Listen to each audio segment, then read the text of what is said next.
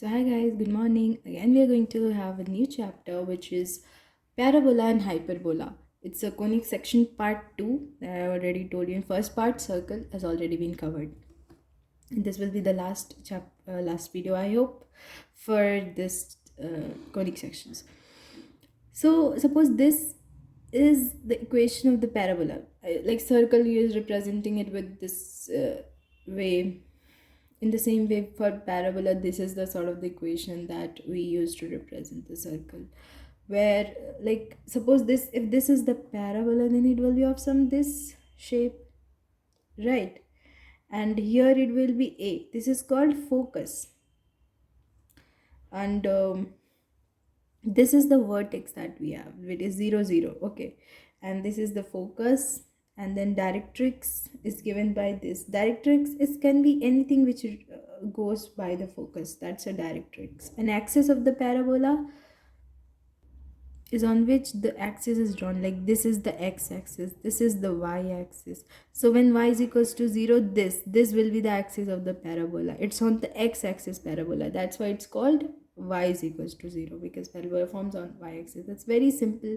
And I would like to tell you one thing, like this is the focus, then it is if this is the points at this point are represented by this.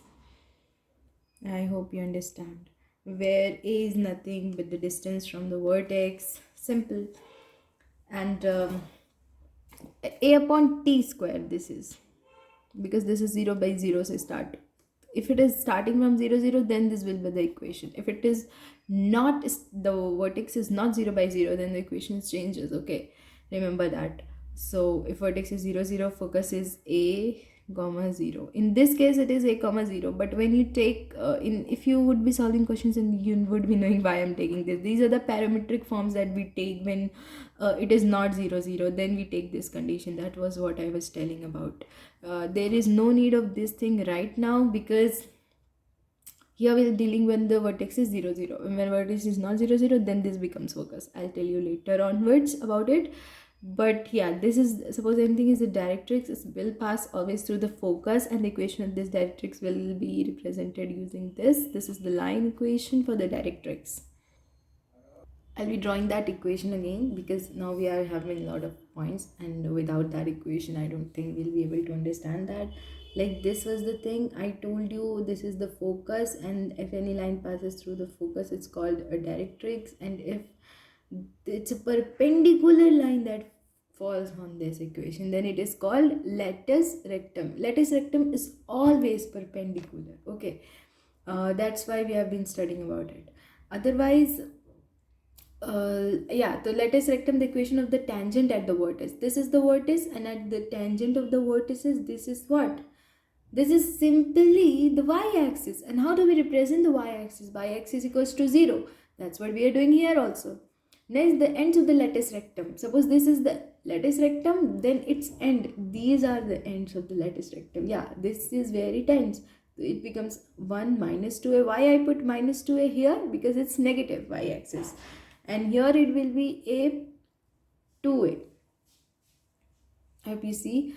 The length of the latus rectum, of course you can find that is minus 2a, this is 2a, of course it will be 4a. Yeah, this is what I was telling. So this is 4a. The equation of the latus rectum is x is equals to a, and x, yeah, latus rectum for sure, this will be x is equals to a, and we can put it as x minus a is equals to 0. Simple. Parametric equations are this. X, here the x will be, you can take any t. If you're taking x this, then y will always be this. Here you take any point on the y-axis, so you will have an x-axis and an y-axis. So x will always be at type, can be represented at square, and this will be a to at. Always that you take here, it will be at square, just t you change it, and it will always be represented using this. This is what we're saying, parametric equations, in which we take a different variable t and we represent it with that variable. Next, this is the point on the parabola y is equals to 4ax may be taken as at square and 2at. Any chord passing through the focus as a0 is called the focal chord of the parabola. Anything where it passes through the focus is the focal chord. Even the directrix is passing through the focal chord. That means it's a focal chord. Directrix will be a focal chord. Focus distance of the point will be equal to x plus a. Will always be equal to x plus a. Next, equation of the tangent to the parabola y square is equals to 4ax in different form. If it is in point form, the equation of the tangent will be represented this at the point this. Parametric form, it will be represented, equation of the tangent will be represented this at any point this, and slope form will be represented at this is the slope form at any point this. Now we'll be studying equation of the normal to the parabola y square is equals to 4x in different forms. Yeah, again, the point form, as I told you, this can be represented this form. At this point, the parabola can be represented like we were 4ax y square is equals to 4x. This was we were studying about later before this. Now we have different equations of the parabola only. So this is in the point form, this is in the parametric form. You're gonna take this, if t is any point. Slope form, you will get it of this form. In this form, you'll get it for the slope form. Now we have reached to the ellipse part. Parabola is done. So ellipse will be represented by this equation, where a will always be greater than 0. The x-axis should, जो x-axis के नीचे है, this always should be greater than the one in the denominator of the y square. So yeah, b square is equals to a square 1 minus e square. This is the condition. If the center is this, if b is this, if vertices, then vertices will be this, s will be this. Let me make, yeah, so I hope you understand it. Like suppose ellipse is of something this type, and it is here, this is the x-axis, this is the y-axis, maybe wrong. Then these are the vertices, these are the foci. We have two foci for ellipse, and this is the center. Okay, I hope you're getting it.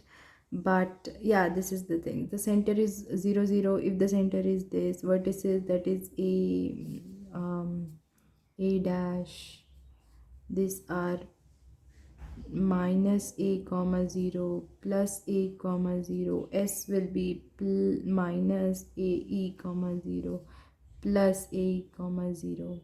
Equation of the directrix, again directrix will be anything like this, anything need not to be passed from the focus.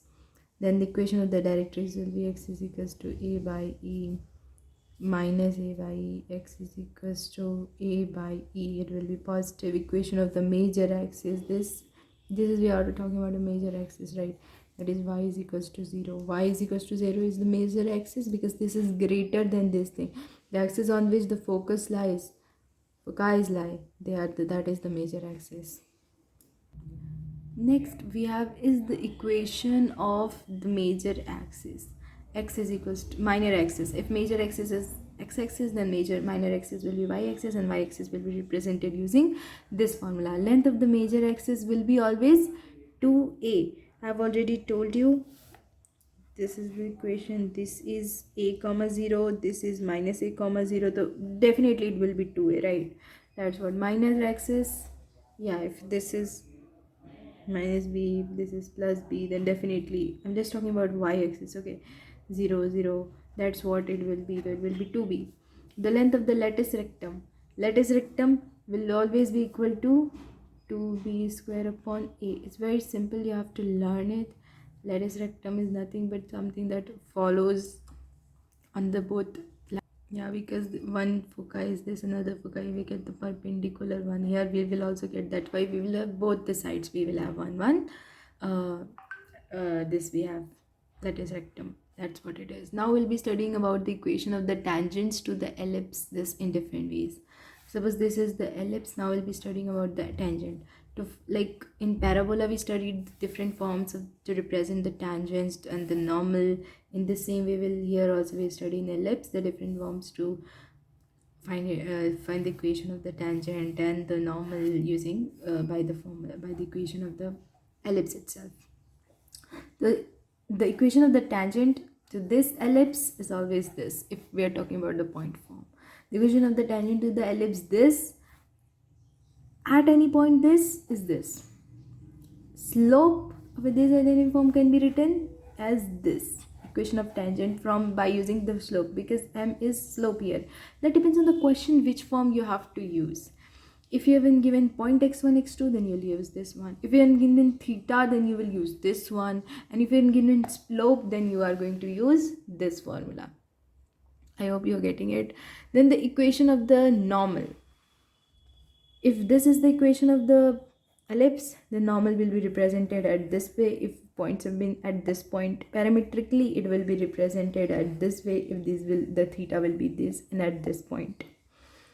Now we'll be starting hyperbola from this section, because we are covering all the conic sections one by one. Circle has already been covered in another video. Do check that out. So x square upon a square minus y square upon b square is equals to 1. Hyperbola is here just the minus. This the sign over here changes. That's what it is. Okay. So again, the center hyperbola is nothing simple like parabola. Like parabola was on x-axis, hyperbola will be on y-axis, or like this. We don't know. So here the major axis will be y-axis rather than x-axis as we had in the parabola. That's what it is, and it's very simple. Like we know about these things, you would be knowing already, and I don't think it's similar to all the things at parabola. Like this is the foci, AE minus AE, directrix A by E, same thing, everything is same. Transverse axis of the parabola, like that. The equation of the tangent of the hyperbola in different forms now we'll be studying. So like tangents for everything we studied, no? Tangent, equation of tangent, equation of normal in different forms. The first form for this will be equation of tangent. If point is given, then you'll find the tangent equation by using this formula. You'll just have to put the xy value, b value, a value, and you'll get the equation of the tangent very easily. Now here we are. So equation of the parametric form. If like we have been given theta, we have been like this is the point, then the equation of the normal will be this. Sorry, tangent. This is the equation of the tangent we are studying. If the slope is given to us of the tangent, then we can easily find the equation of the tangent using this formula. Here it is. This is the equation of the hyperbola that we have been given. Now we'll be finding the normal equations, right? So suppose this is the equation of the form hyperbola, and this is the point, then this hyperbola becomes equation of normal becomes this. If this is the point, then equation of the normal in the parametric form becomes this. Because when theta comes, that basically is called the parametric. You take a different variable, that's what it is all about. There the chapter ends, and it's very small chapter. If you like, all the formulas are very easy, but you just have to practice. The questions based on this are quite tricky because you don't know which formula to use. Sometimes you have to use normal, like different formulas you have to use, not just one formula will be used. All like 10 formulas in one question will be used. So you should be well practiced before going to the exam, and then only try to attempt the questions of this chapter. This chapter is very tricky when solving questions. It's looking easy because formulas are very like so less, only 2 pages, but still you have to solve, and then only questions will be tricky because I am very bad at this chapter. So here we are ending this chapter. So thank you. Let's meet again.